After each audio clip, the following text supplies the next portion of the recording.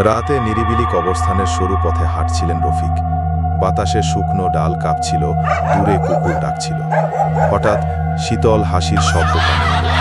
রফিক দাঁড়িয়ে গেলেন, কিন্তু কাউকে দেখতে পেলেন না। আবার সেই হাসি, এবার আরও কাছে। ভয়ে দ্রুত হাঁটা শুরু করলেন, কিন্তু অন্ধকারে হোঁচট খেয়ে পড়ে গেলেন কবরের পাশে।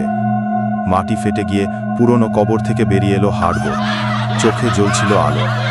সে কণ্ঠস্বর বলল, ভয় পেও না, আমি শুধু কৌতুক বলি।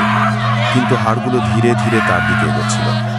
ভয়ে রফিক দৌড় দিলেন। পেছনে হাড়ের ঠকঠক শব্দ আর গম্ভীর হাসি শোনা যাচ্ছিল।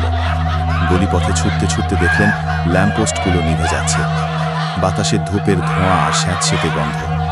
কানে এলো, আজ তোকে ছাড়ব না। রফিক দ্রুত নিজের বাড়ির গেটের কাছে পৌঁছালেন। পেছনে দেখলেন হাড়গোড় তার ঠিক কয়েক কদম দূরে। ভয়ে কাঁপতে কাঁপতে চাবি বের করে দরজা খুললেন। কঙ্কালটা ঝাঁপিয়ে পড়ার আগেই রফিক ঘরে ঢুকে তালা মেরে দিলেন। কিছুক্ষণ পর বাইরে সব শান্ত হয়ে গেল।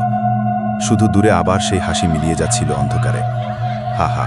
রফিক কাঁপতে কাঁপতে মেঝেতে বসে পড়লেন। বাইরে এখনো রাত গভীর, আর সেই কবরস্থানের হাসি বাতাসে ভেসে বেড়াচ্ছে।